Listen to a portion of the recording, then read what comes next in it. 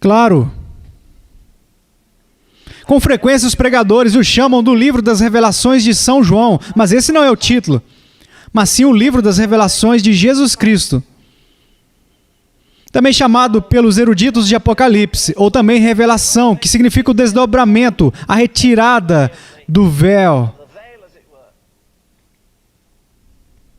Penso que o livro de Apocalipse é um livro de mistério, de majestade e um livro de tormento. Porque me mostra o estágio final dos ímpios, que para todo sempre serão apartados de Deus. E se há 1 milhão de caminhos que levam ao inferno, não existe um sequer que saia de lá. E se é cantado continuamente no céu, digno é o Cordeiro, no inferno, a única canção que é cantada é: passou a cega, findou o verão e nós não estamos salvos. E eu sugiro a vocês esses dias terríveis de tamanho caos universal na moral da política e da economia. Se possível, todos os dias dessa semana, que vocês possam ler os capítulos 17, 18 e 19 do livro de Apocalipse. Sabe que esse livro possui uma marca que nenhum outro livro possui na Bíblia Sagrada. Porque no capítulo 1, versículo 3 diz: bem-aventurado aquele que lê e os que ouvem. Porque existem muitas pessoas que leem, mas não ouvem. Bem-aventurado aquele que lê e os que ouvem. E os que ouvem as palavras dessa profecia e guardam as coisas que nela estão escritas, porque o tempo está próximo. Vamos para o capítulo 20, Apocalipse, a partir do versículo 11.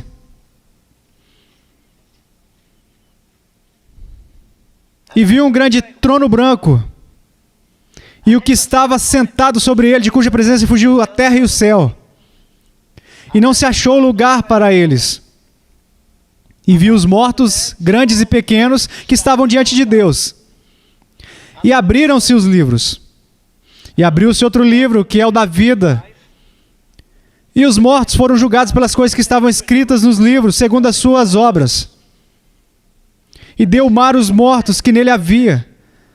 E a morte e o inferno, os mortos que neles havia, e foram julgados cada um, segundo as suas obras. E a morte e o inferno foram lançados no lago de fogo. Esta é a segunda morte. E aquele que não foi achado escrito no livro da vida foi lançado no lago de fogo. Vá para 1 Coríntios, capítulo 3, a partir do versículo 9. Porque nós somos cooperadores de Deus. Somos cooperadores de Deus. Vós sois lavoura de Deus e edifício de Deus. Segundo a graça de Deus que me foi dada, pus eu, como sábio arquiteto, o fundamento, e outro edifica sobre ele. Mas veja cada um como edifica sobre ele. Porque ninguém pode pôr outro fundamento além do que já está posto, o qual é Jesus Cristo. E agora, se alguém sobre este fundamento formar um edifício de ouro, prata, pedras preciosas, madeira, feno, palha, a obra de cada um se manifestará na verdade e o dia a declarará, porque pelo fogo será descoberta. E o fogo provará qual seja a obra de cada um. Se a obra que alguém edificou nessa parte permanecer, esse receberá galardão.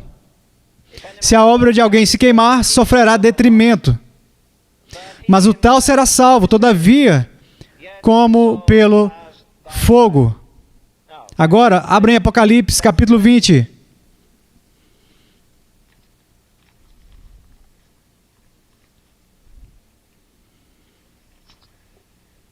O julgamento dos pecadores. E vi um grande trono branco, obviamente típico de pureza. E o que estava sentado sobre ele. Quando lemos essas coisas, é como se passassem nas nossas mentes, mas ouça essa coisa terrível, de cuja presença fugiu a terra e o céu, e não se achou lugar para eles. e vi os mortos, grandes e pequenos, que estavam diante de Deus e abriram seus livros. Vários títulos foram dados a esse terrível evento. John Wesley o chamou de o grande veredito. Billy Sunday, de sua forma maravilhosa, o chamou de feriado de pagamento. Um pregador do interior, uma vez, o chamou de a última rodada.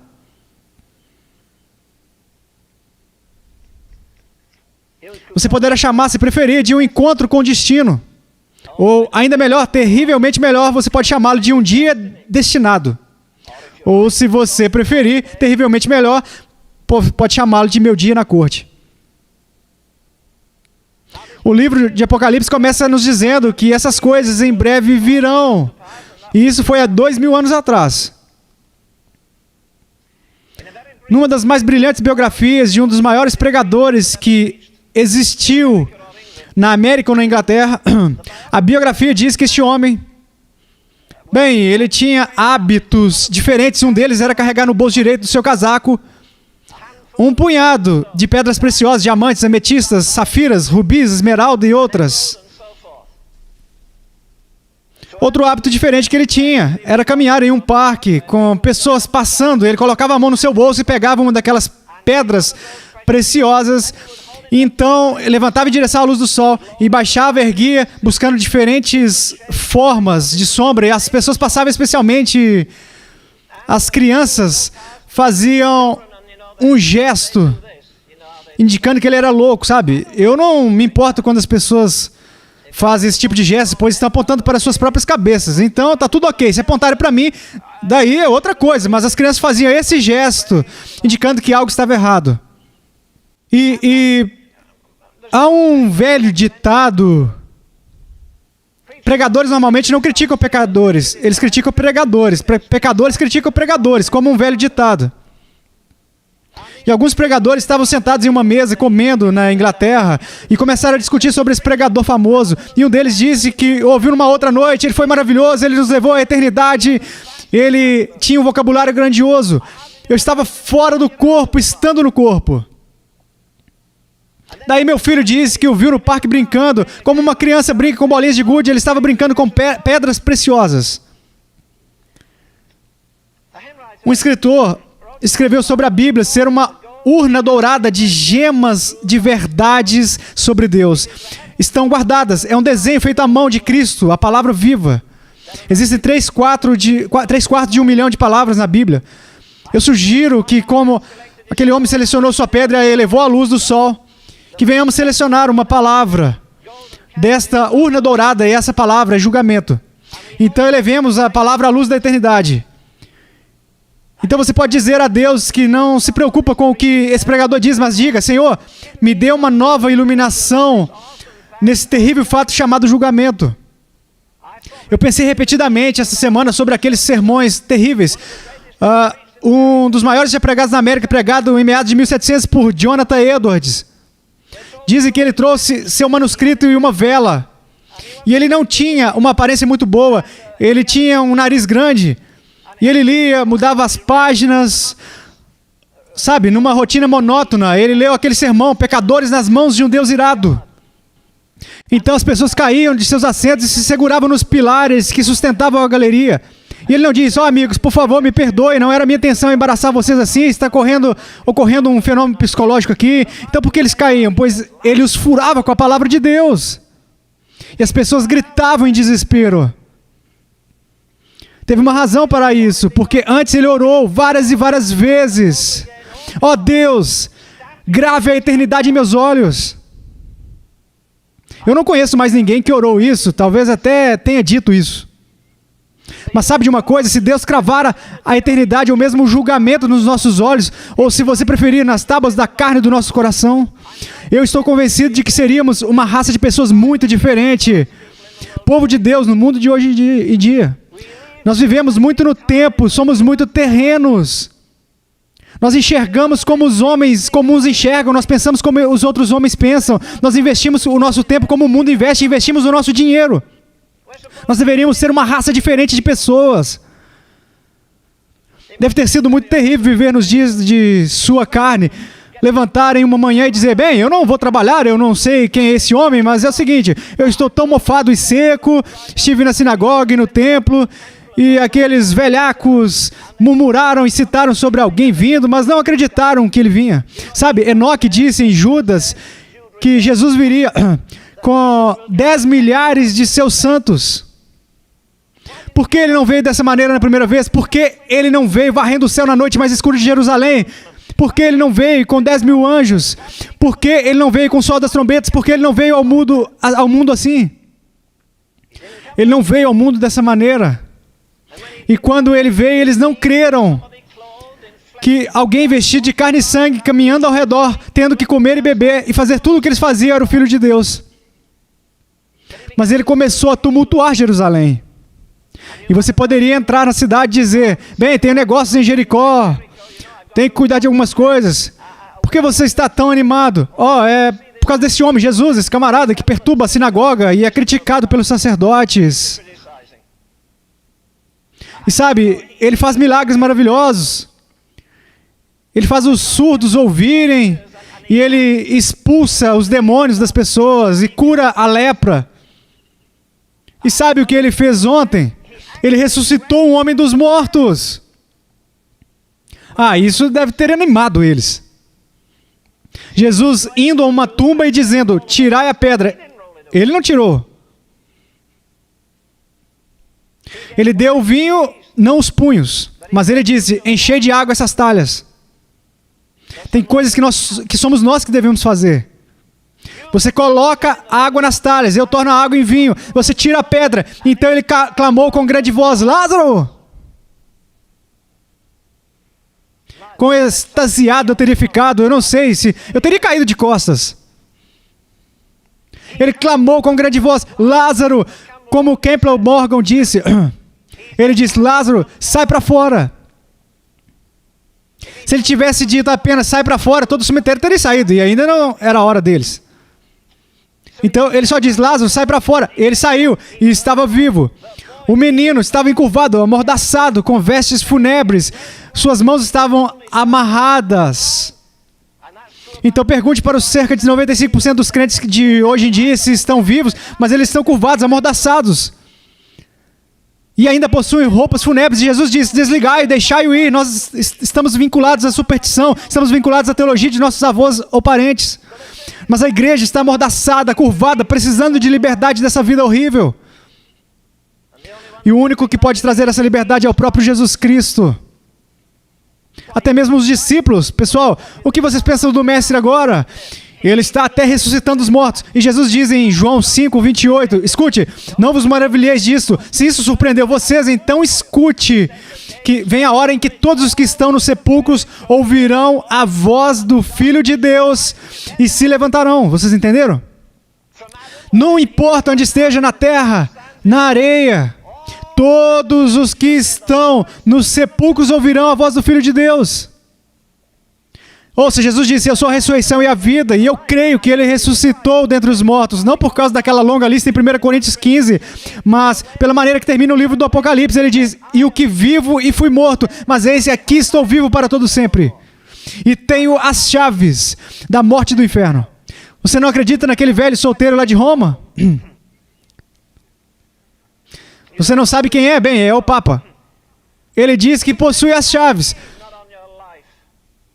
Só se for na cabeça dele, pois Jesus tem as chaves da morte e do inferno. E a voz do Filho de Deus não vai ser maravilhoso quando ele disser, levantem! Todos os que estão no mar e todos os que estão nos sepulcros.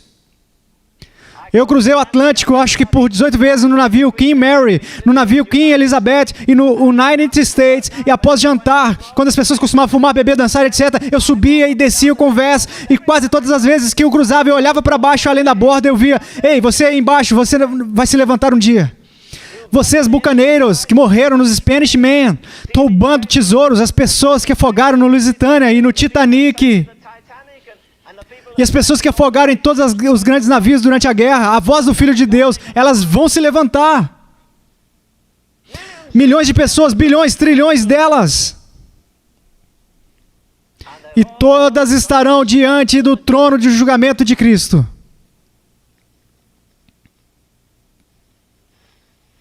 vai ser um espetáculo. Onde vai ser isso? Eu não sei. O livro de Apocalipse não está apenas no final da Bíblia, mas também lida com o fim dos tempos. Ele trata das coisas que acontecerão no final dos tempos, e é o único livro do mundo que é autêntico.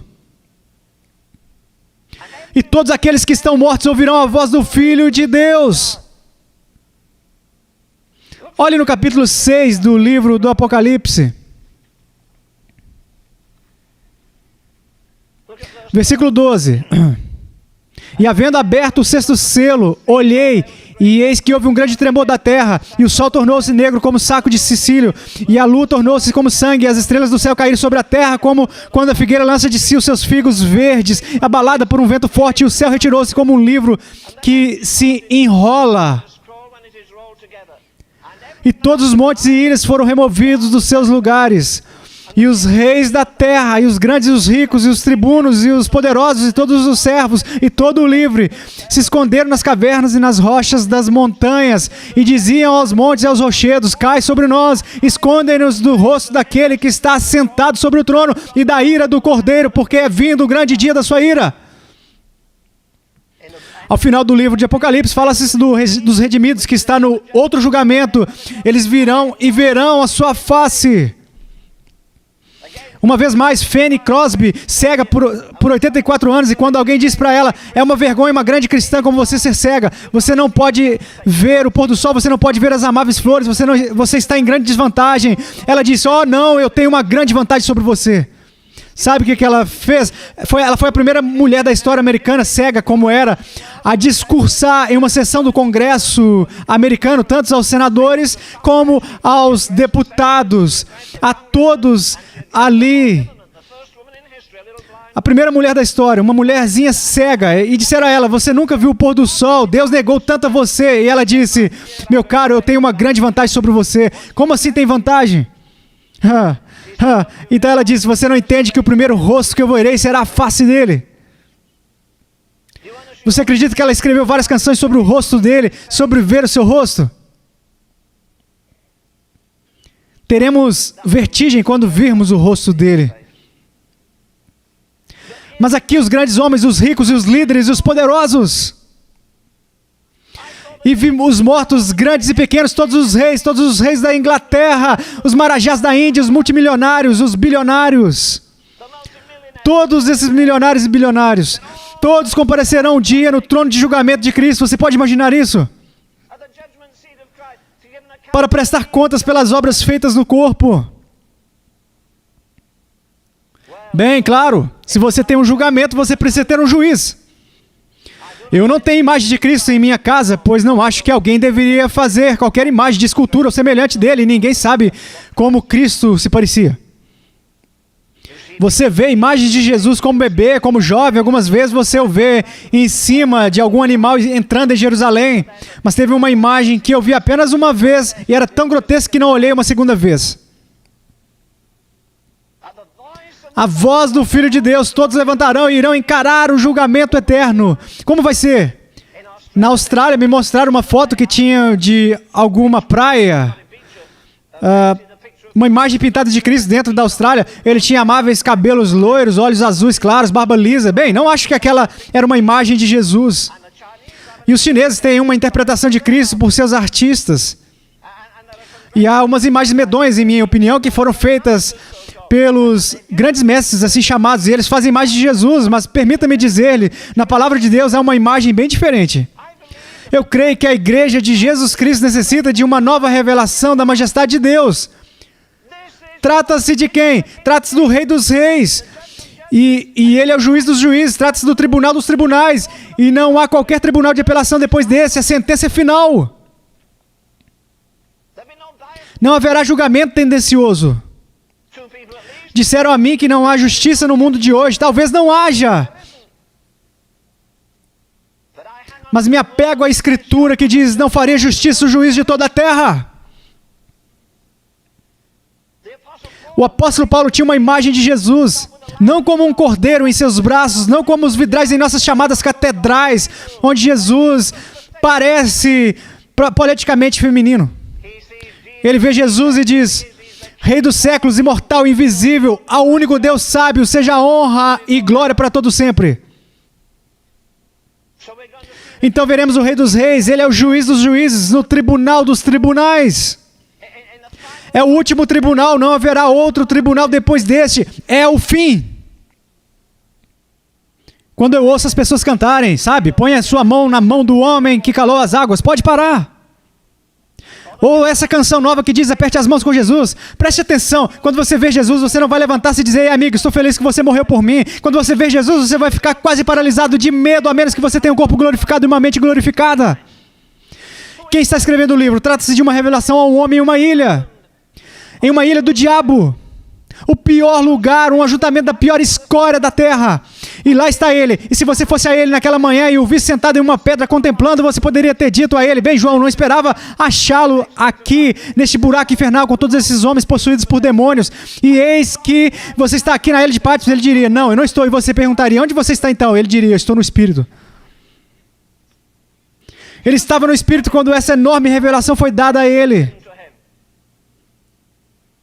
A imagem de Jesus aqui não é a imagem daquele indivíduo patético, empurrado a vocês, goela abaixo por qualquer um que o quis empurrá-lo. Eu penso que algumas vezes achamos que vamos marchar e dizer, bem, Jesus, você sabe quantos anos servi a você, quantas almas eu ganhei por ti, e quantos sermões eu preguei por você? Oh, não. Bem, como vai ser no paraíso? Eu te digo uma coisa, o livro diz como vai ser. Diz que sua cabeça e cabelos eram brancos, como a lã branca, olhos como chama de fogo, e os seus pés semelhantes a latão reluzente, e da sua boca sairá uma aguda espada de 2 fios. E eis aqui João, que costumava inclinar-se sobre o peito de Jesus e ouvir aquela batida de coração divino. O homem que, creio eu, sabia mais sobre Jesus do que qualquer outro, e quando ele viu Jesus lá no seu trono e majestade, com sua face mais brilhante que o sol, com seus pés como latão reluzente, seus olhos como chama de fogo, como sua boca majestosa e a sua voz como o som de muitas águas. João, o homem que andou e falou com ele por 3 anos, diz, e eu, quando vi, caí a seus pés como morto. O que você pensa que você e eu iremos fazer? Nós veremos o juiz em toda a sua terrível majestade, em toda a sua glória. E aqui temos a cena de todos os mortos não santificados, pequenos e grandes, diante de Deus. E quando enxergarem ele em sua terrível majestade, não, eles não o adorarão, eles estarão aterrorizados. Trata-se da grande exposição. Uma pessoa me ligou na noite passada e disse, não se esqueça de ouvir o programa 60 Minutos na próxima noite, porque eis que o Shah será entrevistado pelo programa 60 Minutos. Ele disse, eu lhe direi tudo que Henry Kissinger me disse. E o Henry Kissinger apenas diz para a ABC, ou seja lá, qual foi o organizador dos 60 Minutos? Se você colocar isso no ar, eu te processarei por não sei quantos milhões de dólares. Mas ele disse, ao invés disso, permita-me ir até o programa 60 Minutos e você pode me entrevistar. Então eles disseram que tudo bem, mas essa semana ele correu, disse que não viria. E eu entendo que essa noite eles nos dirão o que o Shah disse e os acordos que fez. Oh, sim, o Sr. Kennedy escapou do seja lá o que aconteceu em Chappaquiddick. A pequena garota que se afogou ou foi assassinada ou estava grávida e a apagou. Mas o Sr. Kennedy esqueceu de uma coisa, que ele seria exposto no trono do julgamento de Cristo. Eles não conseguiram achar aqueles 18 minutos na gravação do Sr. Nixon. Bem, mas eu digo a eles que existe uma gravação perfeita deles. E será exposto diante de milhões. Você pode dizer, eu não conseguirei ficar lá de pé diante, ou em qualquer outro lugar. Fico tão nervoso se tiver pessoas olhando para mim. Vou lhe dizer uma coisa, haverá milhares, milhões ou trilhões de pessoas quando você estiver diante do trono do julgamento, sem sua esposa para te apoiar, seu marido, seu pregador, seu amigo. E Paulo escreve no capítulo 14 de Romanos, dizendo todos. Então ele escreve até aos crentes do trono de julgamento. Todos havemos, não há exceção, todos havemos de comparecer diante do trono de Cristo. Você não pode enviar o seu advogado, você não pode enviar seu representante, você não pode enviar um pregador que diz, eu entendo essa pessoa que sempre cai e levanta, entra e sai do caminho. Eu vou te explicar sobre ele. E o Senhor disse que você não fará nada. Você não consegue ver aqueles milhões de mortos não santificados? Todos os criminosos que já viveram, todas as prostitutas que se aventuraram, você consegue imaginar todos eles, aqueles homens que ganharam milhões com pornografia, você consegue imaginar todos os cafetões que poluíram aquelas pequenas garotas na rua Oeste 42 de New York, você consegue imaginar quando Deus tomar posse da história e derramá-la? Cada homem que andou nas ruas da antiga Babilônia com toda a sua luxúria. Ou Corinto, que era uma fossa colossal de impurezas e incesto. Tudo o que aconteceu em Las Vegas noite passada será colocado nas telas da eternidade. Todo juiz que se senta no Supremo Tribunal será julgado um dia por um juiz infalível. Quanto isso levará? Eu não sei. E eu não me importo, pois não teremos para onde ir.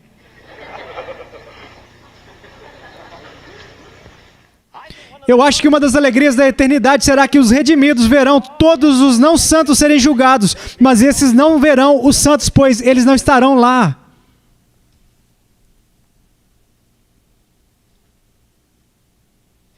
Ele diz, os livros se abrirão. Quais livros?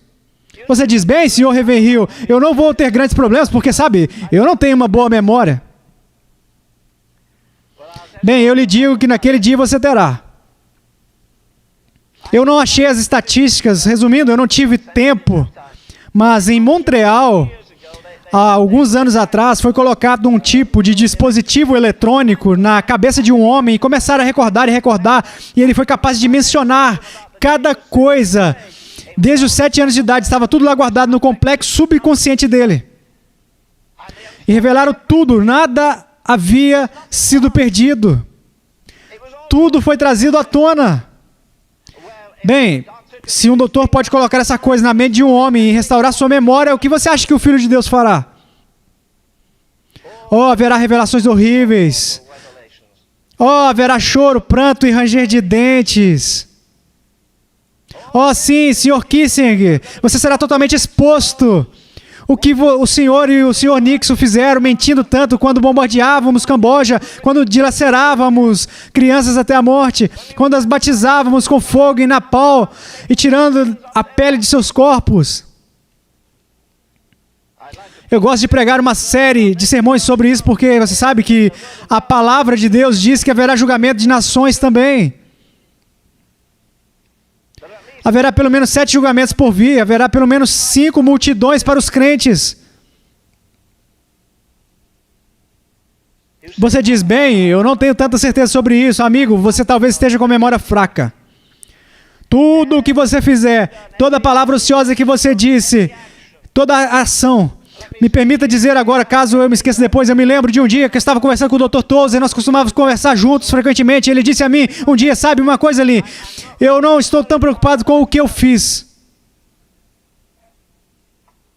ou preocupado com o julgamento sobre minha vida cristã que eu tenho, eu sei, mas ele diz, são as coisas que eu poderia ter feito que me preocupam, são as coisas que eu não fiz. Nós não seremos julgados apenas pelo que fizemos, mas seremos julgados pelo motivo pelo qual fizemos. Não pela ação, mas pelo motivo. O que motivou suas dádivas? Para que você tivesse uma placa com seu nome? Ou para que estar no topo da lista de doadores? Por quê? Por quê? Por quê? Qual é o motivo por trás disso? Voltando aos não santificados, eles comparecerão diante de Deus, pequenos e grandes. Algumas vezes eu olho em minha enciclopédia britânica e penso, toda aquela história vai passar diante de mim em sangue e carne. No trono de julgamento.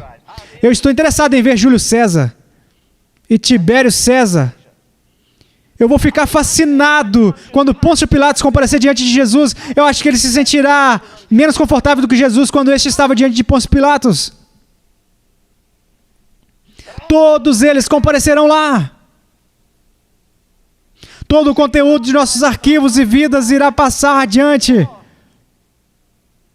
Bem, você diz de novo, eu ainda me apego ao fato que minha memória não é boa. Sabe, diz que os livros serão abertos, eu não sei quais livros são.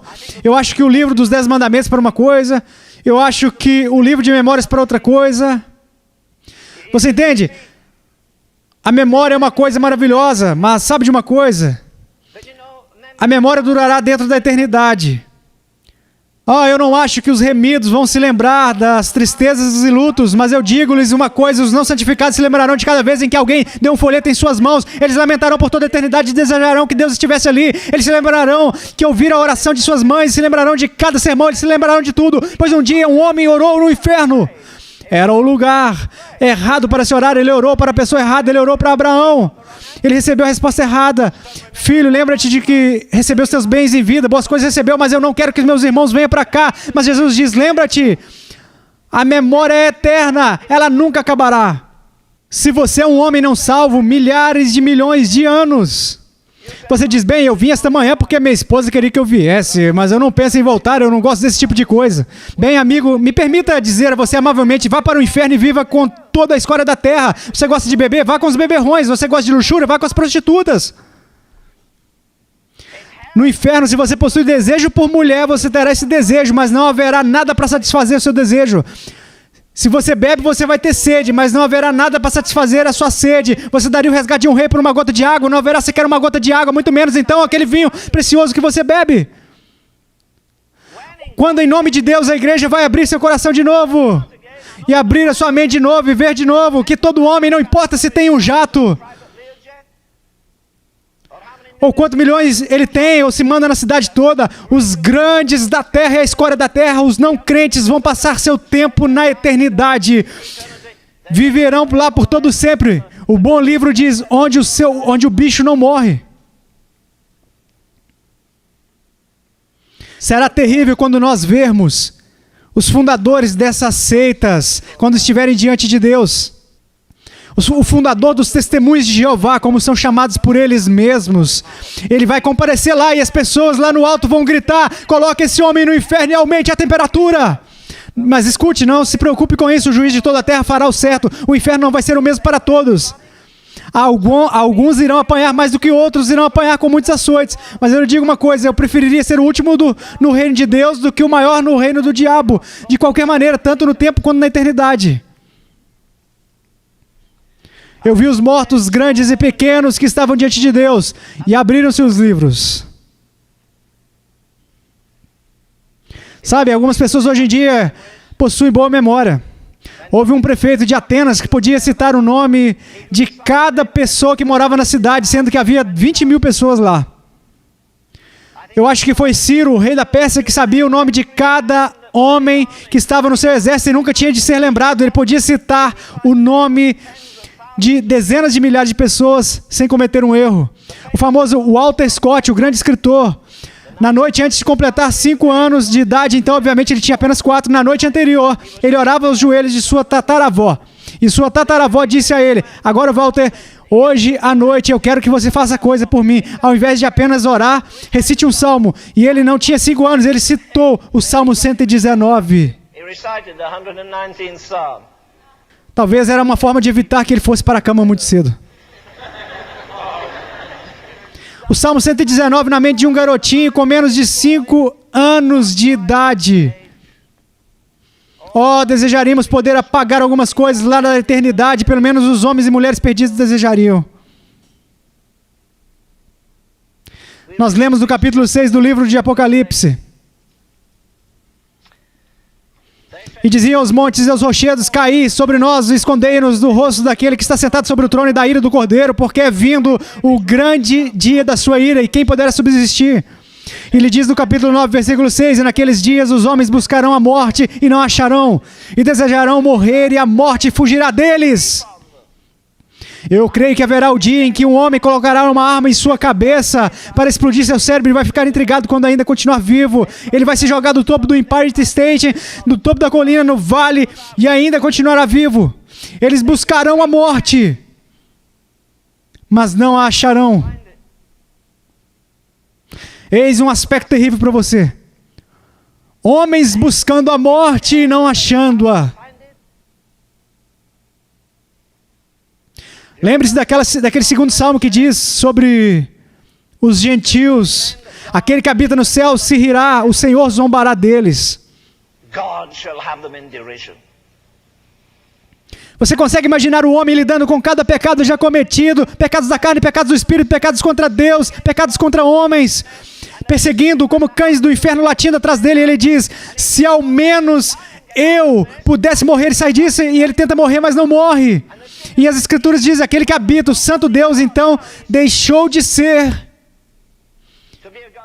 um Deus de misericórdia. E no capítulo 4 do livro de Apocalipse, você tem um Cristo no trono, você tem um arco-íris acima do trono, que é um sinal de aliança, de misericórdia. Você tem 24 anciões, mas aqui não tem ninguém dividindo a justiça com Jesus. Ele se assenta supremo no trono.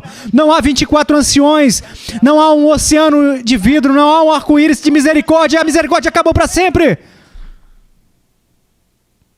Eu não me importo quão bagunçada e corrupta está a sua vida nesta manhã.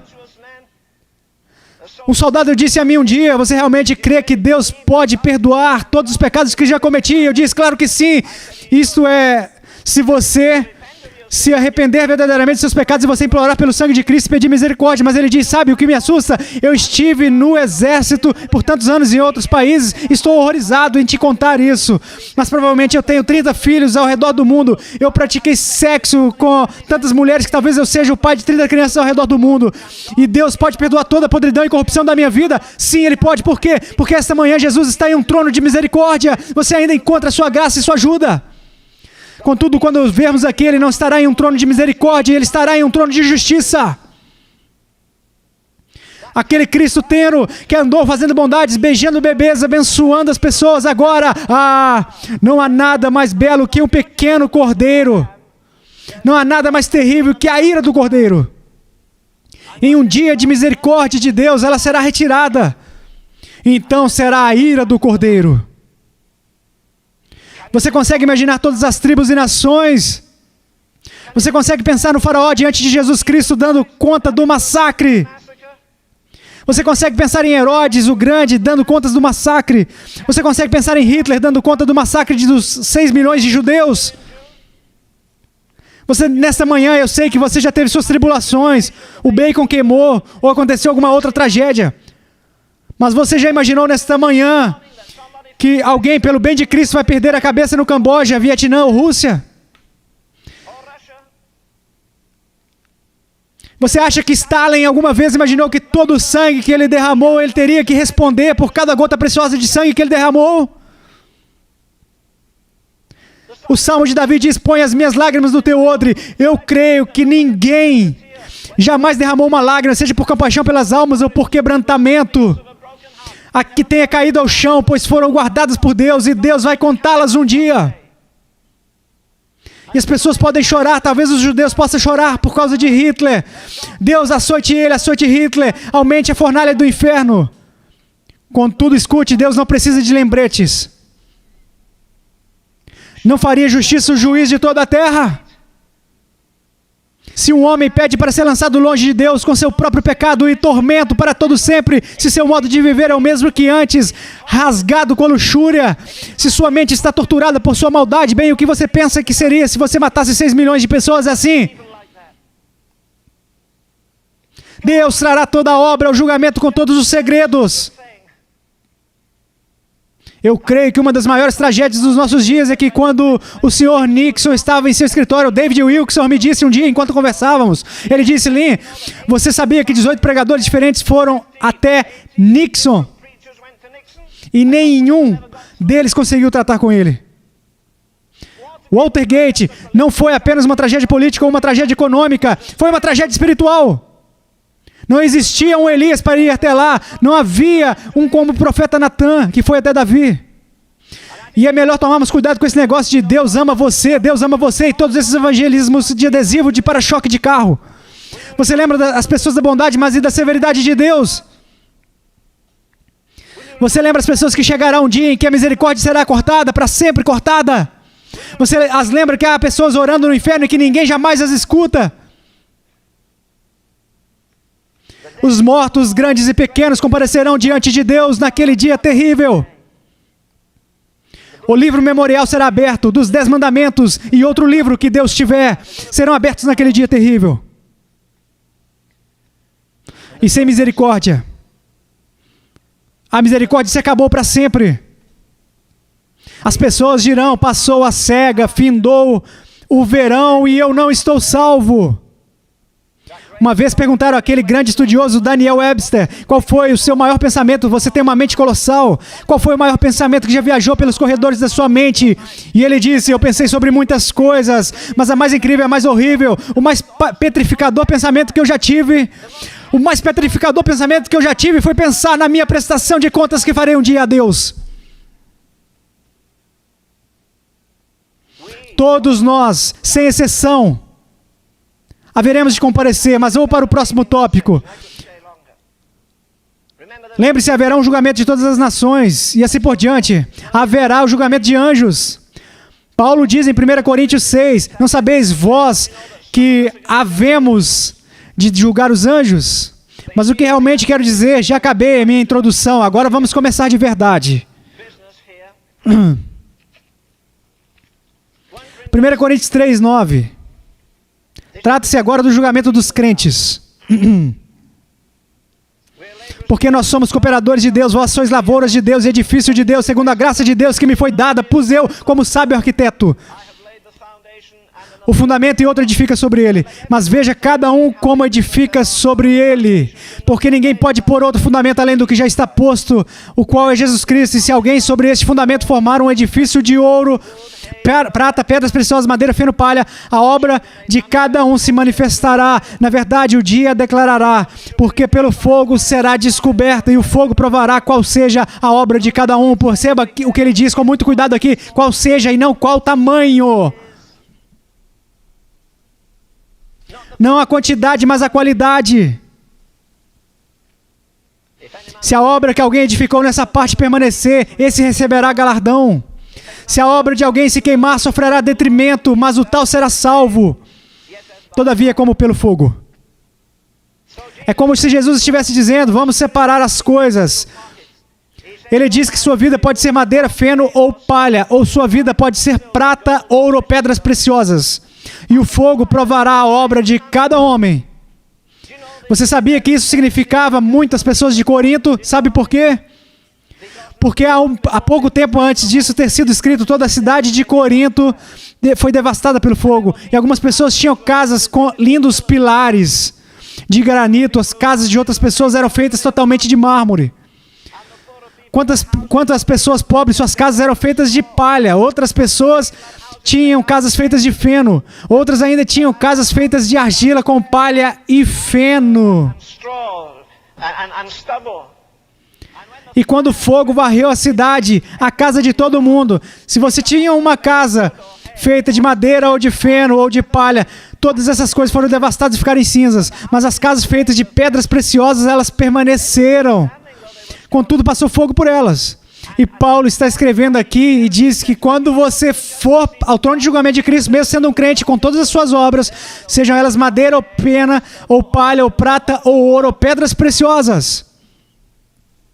Agora vamos pensar de maneira prática. Nós damos a um homem aqui $10.000 e ele investe em madeira. Ao próximo homem damos $10.000 e ele investe em feno. Ao próximo homem damos $10.000 e ele investe em palha. Ao próximo homem, damos $10.000 e ele investe em ouro. E ele não vai conseguir muito, custando $2.500 a onça. Não é mesmo? E o próximo homem investe em prata, que também não conseguirá muito, custando $64 a onça. E o outro homem investe em pedras preciosas. Agora, pois bem, trata-se aqui da obra de sua vida. A obra de sua vida é madeira. Feno, palha e o fogo. Se lembre, nosso Deus é fogo consumidor. Claro que Deus é amor. Mas Deus também é fogo consumidor.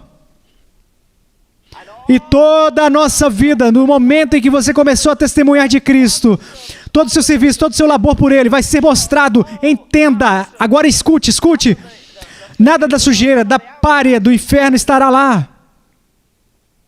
Não será maravilhoso entrar lá quando você ver todos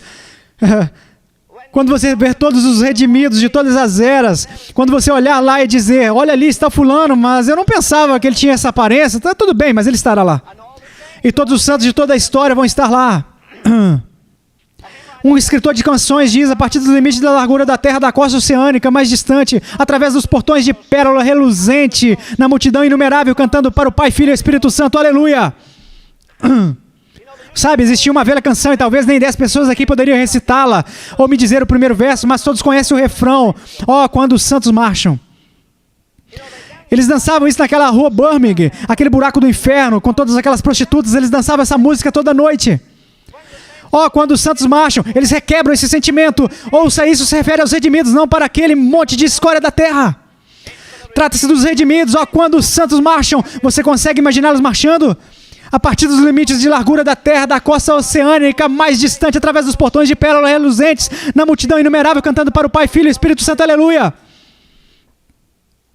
Uma multidão do que ninguém pode numerar. Ao abrir as galerias, verei todos os santos de toda a história. Eu ficarei estupefato ao olhar a Isaías e Jeremias, e os profetas maiores e os profetas menores, e Mateus, Marcos, Lucas e João, e todos aqueles de Atos e o apóstolo Paulo, Antíquico e todos os demais personagens estranhos. Não será maravilhoso dizer, veja que eles são os homens que andaram com Jesus, veja que ele é Paulo com todo o seu intelecto colossal de Deus. Ele escreveu 14 epístolas, foi por toda a Ásia Menor, ele não sentava-se em um jato e dizia, ó, quão grande tem sido o Senhor para mim. Não, Senhor. Ele foi chicoteado 195 vezes, ele esteve cansado em jejuns, em dor, em tribulações, em angústia, em fome, em nudez, etc. Em tribulação pelos falsos irmãos e em perigos do abismo. Você acha que um homem dessa envergadura receberá 2 quilates como recompensa por uma vida como essa? Você só receberá recompensas, a graça é gratuita, mas as recompensas não. Você pode dizer, você está falando de obras? Claro que estou. Jesus falou disso, Deus falou. Você sabia que alguns santos, de novo, julgaremos a terra, não será uma tarefa incrível. Eu não vou querer ser um talvez, eu nunca serei talvez, eu serei talvez, Deus ordenará, eu deveria fazer isso, pronto. Você consegue ver todos os santos mortos, alinhados lá. Todos os santos do Antigo Testamento, todos os santos do Novo Testamento. Eu espero que o Senhor, eu não posso lhe dar qualquer conselho. Eu acho que tento impressionar algumas vezes, mas eu não posso dar ao Senhor qualquer conselho. Eu gostaria de ver em destaque todas aquelas esplêndidas pessoas que oraram. Oh, Deus, isso não seria tremendo?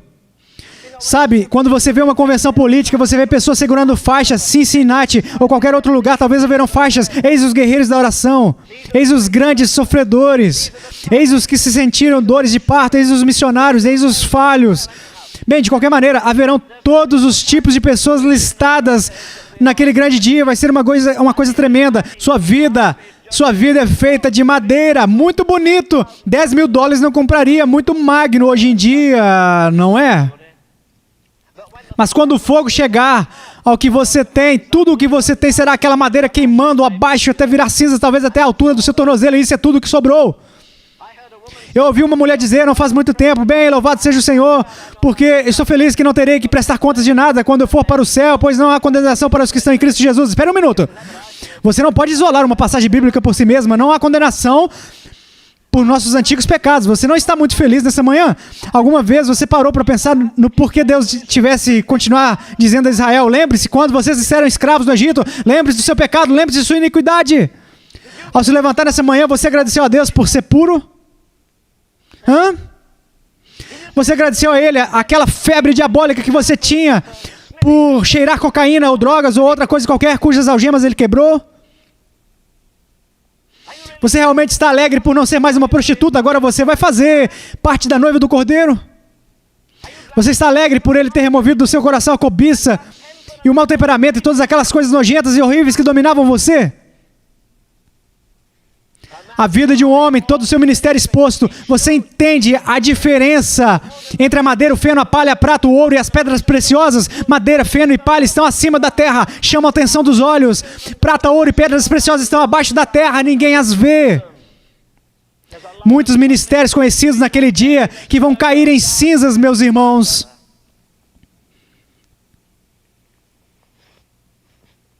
Você diz, bem, não diz que os cristãos serão julgados fora dos livros. Claro, creio que diz sim, onde? Em Malaquias. Diz que Deus tem um livro de memórias. E eu acho que lhe faria bem, antes de ir para a cama toda noite, nessa semana, perguntar a Deus, o que você pôs em seu livro hoje para a minha vida? Não tem que ser um ato maravilhoso, você poderia adorar a Deus em um trator. Não é a melhor maneira, mas mesmo assim você poderia fazer.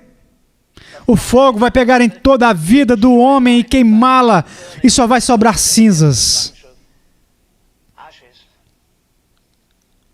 Madeira, quanto ao feno? Bem, se você investir $10.000 em feno, você terá muito. Sim, mas você terá muitas cinzas também quando o fogo pegar nele. Quanto à palha, talvez você possa comprar metade da palha do Texas por $10.000. Mas, rapaz, você terá uma bagunça quando o fogo pegar nela.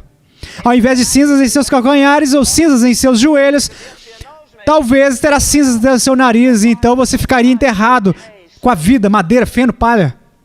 Eu costumava ter problemas com esses rapazes sempre mendigando, sabe? E isso faz você pensar se alguns cristãos realmente têm corações de carne. Eles gastam dinheiro com manutenção de seus jatos. Eu creio que cada centavo que veio a Agapia e cada centavo que veio a A. Roberts ou qualquer outra pessoa será dado conta no trono de julgamento de Cristo um dia. Jesus falou desses homens que tomam as casas das viúvas. Isso é o que eles estão fazendo aí agora. Eles não estão satisfeitos com você ter dado enquanto vivia. Eles querem que seja dada a sua casa a eles. E você deixa isso em seu testamento, e ao deixar você terá o melhor lugar no céu. Não acredite nisso, isso é uma mentira diabólica. Eles prestarão contas a Deus naquele dia, mas eu creio que nós prestaremos contas também. Um irmão estava me dizendo essa semana, quando ele foi batizado, e de repente, quando submergiu nas águas, ele percebeu que sua carteira estava no seu bolso. Bem, não são muitas carteiras que são batizadas. Dizemos assim: Senhor, você cuida dos meus pecados, eu cuidarei do resto. Cada centavo que você ganhou desde que você se tornou propriedade de Jesus Cristo, você prestará contas diante de Deus. Ele não toma somente seus pecados, ele toma você, ele toma o governo da sua vida. Tem uma montanha assustadora de dinheiro sendo mal investida.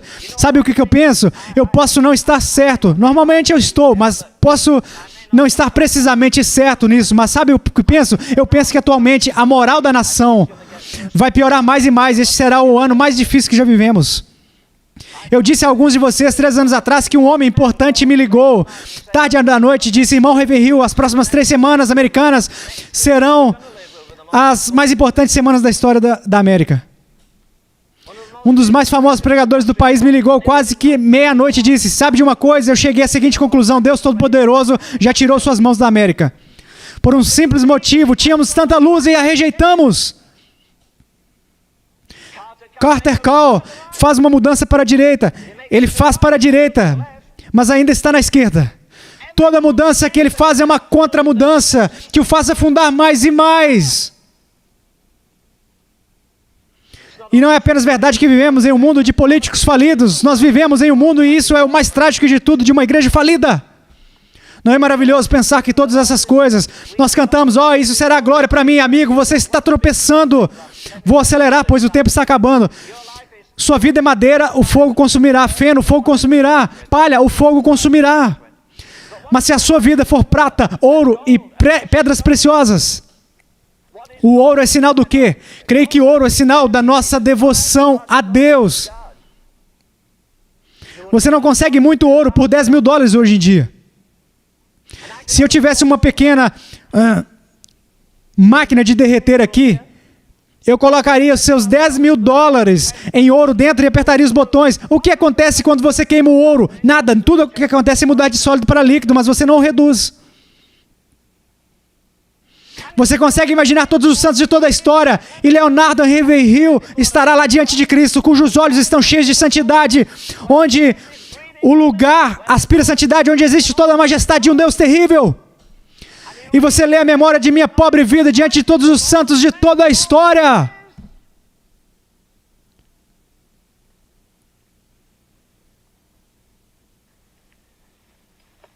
E quando ele passar o fogo em minha vida devocional, sou eu só um bom apresentador? Com certeza gosto de pregar, pois Deus me chamou para pregar. E eu não me importo como prego, e nem me importo se você acredita em mim ou não. Eu não sou responsável por isso.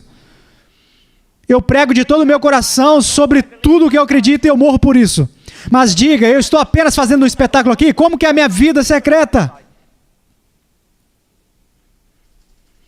Falávamos mais cedo, ontem eu acho, sobre a mulher que levou um vaso de alabastro, com unguento, sabe? Eu li sobre essa história por anos e eu ouvi, preguei sobre ela antes de eu perceber que ela foi só por uma razão somente, ela foi para adorar Jesus, como você sabe? Porque o presente que ela trouxe era a coisa mais valiosa que ela tinha para dar, como você sabe? Porque ela nunca disse uma palavra enquanto estava lá, como você sabe? Porque ela disse a si mesma, eu não vou lavar os pés dele com água, eu os lavarei com lágrimas e não secarei seus pés com uma bela toalha, eu secarei seus pés com os meus cabelos.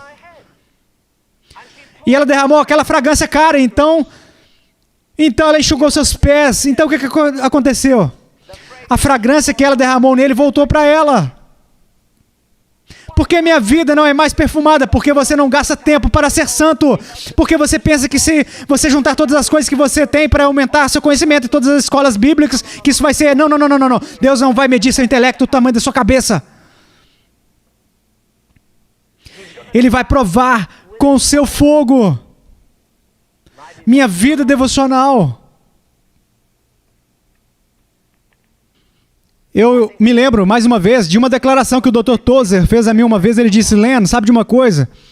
Dificilmente, ele diz, poremos nossos pés na eternidade e olharemos para a eternidade. Nós vamos nos curvar, as nossas cabeças em vergonha e humilhação, dizendo, meu Deus, veja todas essas riquezas que estavam em Jesus Cristo e eu venho diante do trono do julgamento praticamente paupérrimo. Pois Deus não nos deu somente Jesus Cristo, Ele nos deu todas as coisas. E por não haver alegria suficiente na casa de Deus, nós precisamos de entretenimento. Porque o entretenimento é o substituto diabólico para a alegria. E por não haver poder suficiente na casa de Deus, as pessoas estão sempre buscando conhecer sobre o avanço científico, a última tecnologia, e ficam maravilhados ao ver o programa mais recente na televisão. Eu acho que antes de apontarmos o dedo para o mundo, é melhor apontarmos para a igreja e dizer, olha, é melhor nós arranjarmos roupas de saco e cinza e nos humilharmos e dizer, ó Deus Todo-Poderoso. Quando eu vejo a igreja do Novo Testamento, eles não eram proprietários de prédios, eles não tinham evangelistas pagos, eles não tinham um monte de dinheiro, eles não tinham organizações, eles não iam para a TV mendigar. Mas eu digo a vocês, o que eles fizeram? Eles viraram o mundo de cabeça para baixo. E eu tenho vergonha por fazer parte da igreja de Jesus hoje em dia, pois acredito que é uma vergonha para um Deus santo. A nossa alegria é bater palmas e se divertir e depois estamos falando das novidades do mundo. Oh, se perder nele, ser consumido nele.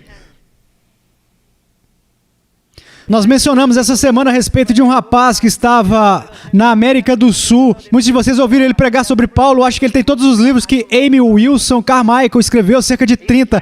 Ele se consumiu nos ensinos dela. Ela era uma mulher irlandesa. Os últimos 3 anos da vida dela, eles tinham que virar ela de um lado para o outro na cama, trocar as fraldas dela. Ela estava desamparada, mas ela amava 350 criancinhas. Ela escreveu o seguinte: do amor sutil das coisas que abrandam, das escolhas fáceis e enfraquecedoras. Contudo, não são fortificados os espíritos. Não dessa maneira andou o crucificado. De tudo que escurece o teu calvário. Ó Cordeiro de Deus, livrai-me. Estamos além do limite com as risadas e a felicidade.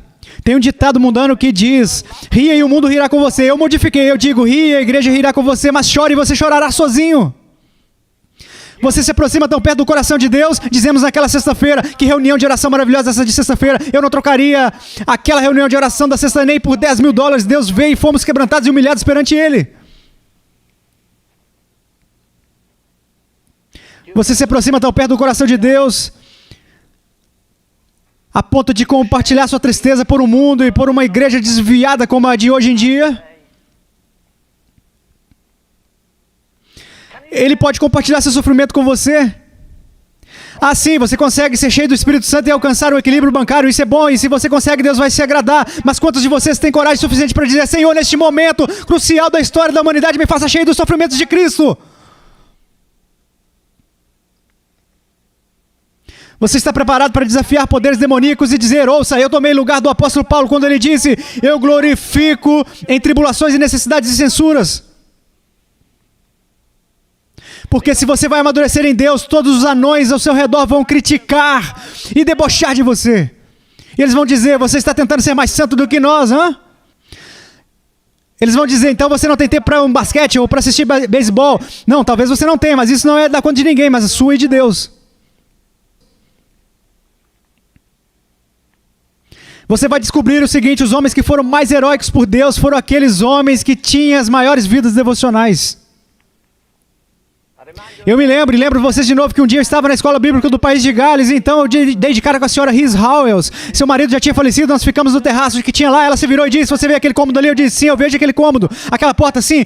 O papai, falando sobre o marido dela que tinha morrido, entrou por aquela porta às 6 horas da manhã e ficou lá até às 6 horas da tarde, todos os dias por 11 meses, exceto pelo dia em que sua mãe morreu. Nós destruímos todas as canções. Antes as canções de Charles Wesley tinham 30 estrofes. E agora elas têm somente 6. Fizemos o mesmo com outras coisas. Você vê um pequeno quadro em algumas casas. Outras vezes em escritórios. Apenas uma vida que em breve passará. Somente o que foi feito por Cristo restará. Não foi isso que o poeta escreveu? O poeta escreveu o seguinte, apenas uma vida que em breve passará, somente o que foi feito por Cristo restará, e quando eu estiver morrendo, quão feliz eu estarei, se a lâmpada de minha vida foi gasta por ti. Você acha que todos os cristãos morrem felizes? Não mesmo, alguns deles morrem tão infelizes quanto pecadores. Por quê? Porque desperdicei meu tempo, eu desperdicei. Senhor, se o Senhor ao menos me poupar para que eu possa fazer tal coisa. Alguns de vocês já oraram assim em uma cama de hospital. Algumas mulheres, quando pensaram que ia morrer ao dar à luz em uma criança, disseram, Senhor, se o Senhor poupar a minha vida, eu farei isso e aquilo. Então você já fez? A única coisa que vai me manter em vitória continuamente pelo sangue de Cristo é a minha devoção pessoal a Ele, o Filho de Deus, a minha adoração que eu dou a Ele. O meu tributo diário é mais do que meu serviço, é mais do que dar o meu dinheiro. Que eu o ame, que o adore, o magnifique e o tome, por assim dizer, pelos pés. De todas as pessoas que adoravam Jesus, a mulher veio e trouxe um vaso de alabastro com unguento e ela ungiu seus pés, em todas as ocasiões. Se você seguir a história daquela mulher, quando ele aparece no quarto superior, eles enxergam ele pelos pés. Mais adiante no livro do Apocalipse, ou se você for para o capítulo 4, você vai ver lá, diz, e os 24 anciãos prostraram-se aos seus pés. Você imagina quanto Matthew Bridges escreveu aquela amável canção, coroe ele com muitas coroas, o cordeiro sobre o seu trono, coroe ele, o Senhor dos anos, o soberano do tempo, coroe ele, o Senhor do amor, cujo poder um cetro diz, de polo a polo, que a guerra pode cessar e tudo se tornar em oração e adoração. O que tem de errado com o mundo lá fora é que o mundo pensa que está tudo finalizado através de Jesus Cristo, sendo que eles nem começaram com ele ainda. Pois ele permanece no final da trilha por todo homem, rico ou pobre, escravo ou livre, preto ou branco, intelectual ou ignorante. Qual foi a sua vida devocional esta manhã? Você gostaria que o Gabriel me entregasse o livro da sua vida devocional do último mês e eu lesse aqui para essa bela plateia? O ouro será provado na nossa vida devocional. A prata, o que é a prata? Eu acho que você pode interpretar ela de maneiras diferentes. Eu gosto de interpretar ela da seguinte maneira. O livro de Provérbios diz que a prata escolhida é a língua do justo. Sim, toda palavra ociosa que você falou desde que você foi salvo. Deus tem Ele não precisa, sabe, de um gravador de áudio, mas Ele tem um gravador eterno de tudo, sabe? A fofoca, o criticismo, a difamação, o preconceito. Sabe? Quando alguém te aborrece, ao invés de ficar quieto, você vomita tudo que está no seu coração naquele momento. Você consegue imaginar todas essas palavras terríveis? Você consegue imaginar todas as palavras que nós pregamos? As milhares de pessoas que pregamos ao longo dos anos, o fogo provará tais palavras. Bem, serão elas feno e palha ou será que tais palavras resistirão ao fogo? O fogo provará cada obra dos crentes. Prata, ouro, pedras preciosas. O que são as pedras preciosas? Bem, quando eu leio isso, eu penso na couraça que estava nos sacerdotes do Antigo Testamento. Eram divididos em 12, cada pedra era diferente. E cada uma significava o nome de uma das 12 tribos de Israel. E ele ia ao santo lugar para orar com uma couraça nele. Oh, como você lida com isso? Como lidar com isso? Sabe por que o mundo lá fora está pobre e doente? Porque nós não sabemos como orar. Eis aí o porquê. Porque estamos satisfeitos, nós deixamos nosso modo ocioso de viver, paramos de beber e de ser imorais, e agora somos cristãos, estamos tão contentes, tão felizes, tão satisfeitos.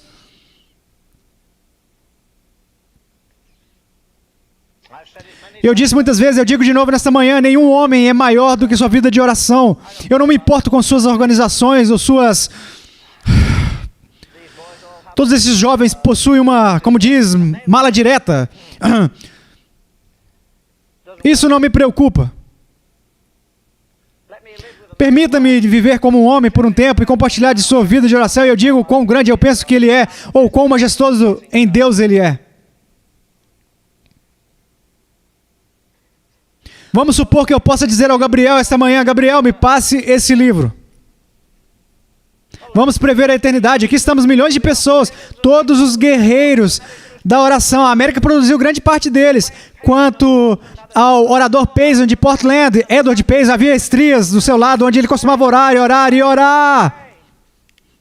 E quando limparam o seu corpo para enterrá-lo, encontraram almofadas em seus joelhos, como nos camelos. Da mesma maneira encontrado na história que diz que Tiago possuía joelhos de camelos. É a tradição que diz isso. É um fato notório que Payson os tinha, e quando estavam limpando ele, alguém disse: que joelhos anormais com calos grandes, sim, pois ele costumava orar ao lado da sua cama com vigor. E naquele chão duro se fizeram relevos assim, cerca de 15 a 17 centímetros de largura, onde ele costumava orar e interceder. Orador Payson de Portland. Muitos de vocês podem comprar um livro em alguma livraria se tiverem dinheiro, chamado O Homem que Orava, sobre John Hyde. Eu conheci uma pessoa que costumava orar e me disse que coisa maravilhosa era orar na Índia. Sabe, nós pensamos que temos uma mensagem que temos que semeá-la aqui, ali, correr para lá, depois pegar um avião ali e ir para colar. Não, não, não. Esse não é o grande mistério. É bom, Deus o ordenou. Mas o grande ministério, tenho certeza, é o ministério da intercessão. Vamos pedir ao Gabriel que nos passe o livro. Vamos olhar para todos os apóstolos e todos os santos da história. Eis Finney, com seu tremendo avivamento. Eis William Booth, fundador do Exército da Salvação. Eis John Wesley. E eis todas as figuras heróicas, todos lemos sobre eles. E estão todos assistindo. Enquanto o livro é passado e alguém vai ler o conteúdo. Você seria voluntário? Você poderia dizer: eu ficaria feliz se você lesse minha história para essa multidão? Vamos supor que eu diga: ô Gabriel, me passe a história de 1724. Eu abro o livro ali. Naquele ano, vou abaixo na letra D, David Brenner, um jovem americano que morreu aos 28 anos. Tudo que ele possuía era uma pele de animal, que ele usava com uma corda em volta do corpo. Ele cavalgou pelo rio Susquehanna, seguindo os índios. E ele tinha tuberculose. Daí ele diz: eu acordei essa manhã e os índios ainda cometiam adultério e ainda bebiam, batendo seus tontons e urrando como o próprio inferno. Então não tinha lugar para ele orar. Então ele disse: fui para a floresta e me ajoelhei na neve que estava até meu queixo. E fazia 30 minutos que o sol tinha nascido. Ele pesava cerca de 43 quilos. E não, ele não tinha um aquecedor ou coisas assim. Ele simplesmente estava lá naquela neve congelante. Meia hora após o sol nascer, ele diz: eu batalhei em oração por cerca de 12 horas. Ele disse com aquele inglês arcaico. Ele disse... de forma que o sol se punha e eu só podia tocar a neve com as pontas dos meus dedos. A neve estava no seu queixo quando ele começou a orar. Então a intercessão daquele rapaz de 43 quilos, o suor do corpo dele, fez com que a neve derretesse. Deus tem pena de nós não conseguimos trazer as pessoas para a nossa igreja. E olha que nós temos almofadas de veludo nos assentos e bons pisos para que os nossos joelhinhos possam se dobrar e não se machuquem. E meu irmão, nós não conseguimos fazer com que as pessoas venham para cá para orar. O orador Payson de Portland, John Hyde, o grande intercessor, David Brenner. Quando Deus abrir o livro de intercessões, quando Ele colocar o fogo na vida de oração deles, na vida devocional deles, eu te digo uma coisa, não haverá nada perdido. Não será madeira, feno nem palha. Eu descobri esse poema ontem. É chamado Seu Plano para Mim. Eu não tive tempo de memorizar ele. Quando eu comparecer diante do tribunal de julgamento de Cristo e Ele mostrar seu plano para mim, o plano da minha vida, como deveria ter sido, se tivesse sido do jeito dele, e eu ver como eu impedi Ele aqui, e eu desconfiei dele ali, e não abri a mão da minha vontade, será que haverá pesar nos olhos do meu Salvador? Pesar mesmo que Ele ainda me ame? Ele teria feito-me rico, mas lá estou eu pobre, despojado de tudo menos de sua graça. Enquanto a memória corre como uma caça, caminhos abaixo que não consigo retraçar. Senhor dos anos que ainda me restam, eu os dou em tuas mãos. Torna-me, quebra-me e molda-me ao modelo que o Senhor tinha planejado. Será um dia terrível. Quando eu estava na escola, eu sentava na frente, havia uma espécie de bancada, e depois da galeria de assento acima, e eu sentava nas primeiras galerias.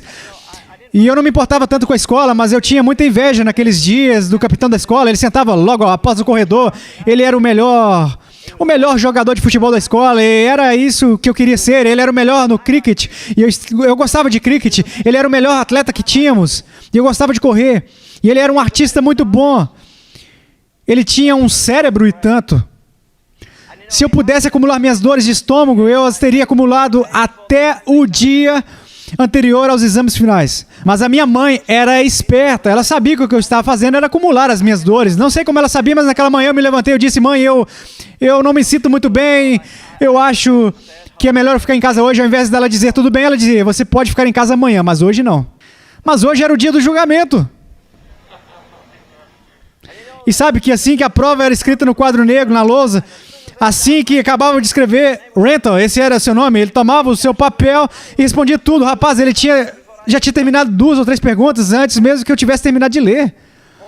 Ele e um outro rapaz de lá, eles costumavam dizer: dia de exames. Ele sabia que seria o número 1 e o número 2, e todos os anos era assim, eles eram o primeiro e o segundo no quadro quando saiu o resultado. Esses garotos sempre estavam no topo, eles não tinham medo do julgamento. Eles estavam preparados para ele. E eu ainda acredito na majestade daquele tribunal eterno. Com o Rei dos Reis, o Senhor dos Senhores, o Juiz dos Juízes. Eu ainda creio que haverá um esplendor tão majestoso. Não há possibilidade de reversão. E sabe de uma coisa? Não há possibilidade de qualquer tipo de repetição, pois uma vez mais, este é o julgamento final. E para alguns Deus dirá: vem bendito. Para outros Ele dirá: apartai de mim. Eu não creio que lá haverá inveja. Eu não farei agora, mas eu poderia lembrá-los que haverá pelo menos 5 coroas para serem dadas como recompensa. Paulo diz que o Senhor dará uma coroa de justiça, da qual Ele diz que o Senhor não dará somente a mim, mas para todos aqueles que amarem a sua vinda. Haverá uma coroa para os mártires, aqueles que morreram e os que ainda hão de morrer. Há uma coroa a ser dada para eles. Coroas, coroas, coroas. Não seremos todos iguais. Há uma coroa a ser dada para eles no céu. Haverão coroas distintas. Você pode pensar no ladrão da cruz. Sim, ele estará no céu, pois ele diz: lembre-se de mim quando entrares no teu paraíso. E tenha certeza que Deus fará isso. Jesus disse que faria. Mas o ladrão desperdiçou sua vida. Pega apenas uma pessoa como John Wesley. Ele foi salvo aparentemente quando tinha 35 anos de idade. Invertendo 35 fica 53. Somando-se, ele tinha 88 anos de idade quando ele morreu em 1891. O ladrão da cruz ficou feliz em perceber que, apesar de ter vivido vilamente, Jesus retirou seus pecados. Ótimo, mas daí sugerir que esse homem que foi salvo no último tic-tac do relógio vai ter a mesma recompensa que John Wesley? Sim, Wesley levantou um medonho montante de dinheiro. E o que ele fez com esse dinheiro? Ele construiu orfanatos, ele construiu igrejas, ele fez bíblias e livros de canções. Não houve tempo desperdiçado na sua vida. Ele era metódico, sistemático. Ele foi jantar com o maior homem da literatura inglesa, e este homem disse: bem, agora que você terminou de jantar, vamos folgar nossas pernas embaixo da mesa e ter um bom momento de conversa. just have a nice time of conversation. And Wesley said, Wesley disse, perdoe-me, eu tenho que ir, mas ainda são 9 horas da noite. Não, disse Wesley. Então por que você tem que ir? Ele disse, eu tenho um compromisso pela manhã, às 4 da manhã. Às 4 da manhã? Amanhã de manhã? Amanhã de manhã? Todas as manhãs da minha vida. Ele disse, com quem? Com Deus. Ele disciplinou a sua vida. Ele disciplinou o seu corpo ao comer. Ele disciplinou a sua mão dentro do seu bolso. Ele comparecerá ao trono de julgamento de Cristo. Um prospecto maravilhoso para qualquer um de nós. Pois o escritor da canção diz, a eterna glória brilha ao longe, para nutrir o meu fraco esforço. Então agora para assistir, para guerrear, então descansar para sempre. rest forever. Tinha uma senhora em uma igreja que eu era pastor, na verdade pastor assistente. E a senhora era a mulher do pastor. Dr. Fawcett, E ela não tinha uma voz espetacular, mas eles costumavam pedir para que ela cantasse. E ela costumava cantar a mesma velha canção todas as vezes. E o último verso daquela canção dizia o seguinte: Ele não quer que alguns se percam. Sou eu seu seguidor? Poderei viver à vontade, existindo uma alma que perece, perdida pela falta de ajuda que eu posso dar? Ele não quer que ninguém se perca. Mestre, perdoa e inspira-nos novamente. Expulse o nosso mundanismo.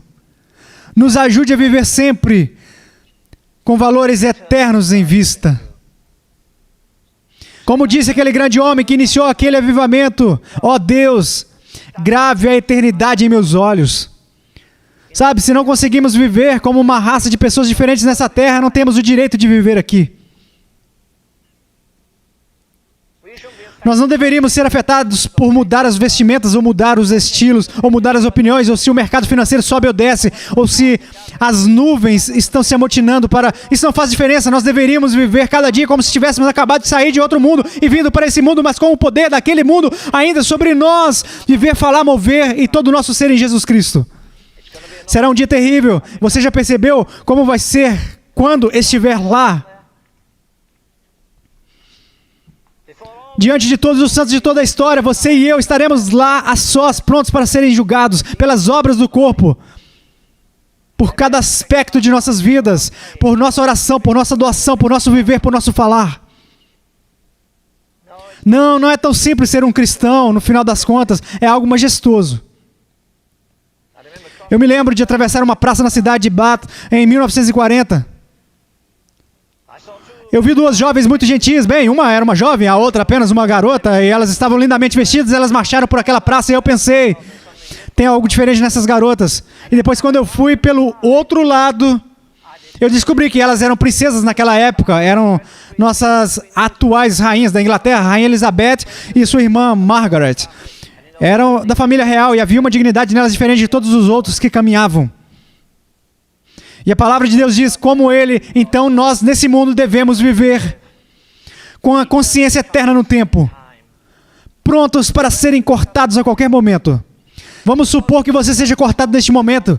Você gostaria que a história de vida, da sua vida, fosse lida perante milhões na eternidade? Você acha que você se contrairia quando você ouvisse como Deus usou David Brainerd ou John Wesley ou qualquer empregada doméstica que tinha uma vida de intercessão? Ou uma pequena mulher na Irlanda que tinha 2 lojas. De uma loja, ela tirava todo o sustento de uma família. E da outra loja, ela guardava todo o dinheiro para as missões. E ela enviava 4 de seus filhos para o campo missionário. E financiava todos eles. Meu caro, ela terá uma bela recompensa um dia, não terá? Pois ela fazia aquilo como se fosse a ele. E eu não me importo, não há fardo pesado demais, não há situação difícil demais para aquele que você ama. E se somos controlados pelo amor e motivados pelo amor, energizados pelo amor, tudo correrá bem quando estiver lá diante dele. Diante dele. Pois se tem algo sobre o amor é a obediência. E se voltarmos a ser um povo que é realmente batizado com a obediência, submissos à vontade total de Deus, não preocupados com a opinião humana, não pedindo por mais para gastar prodigamente em nós mesmos, mas dizendo: ó Deus, eu quero essa minha vida ajustada para que quando eu comparecer na tua terrível presença, como João diz, não sejamos envergonhados com a sua vinda.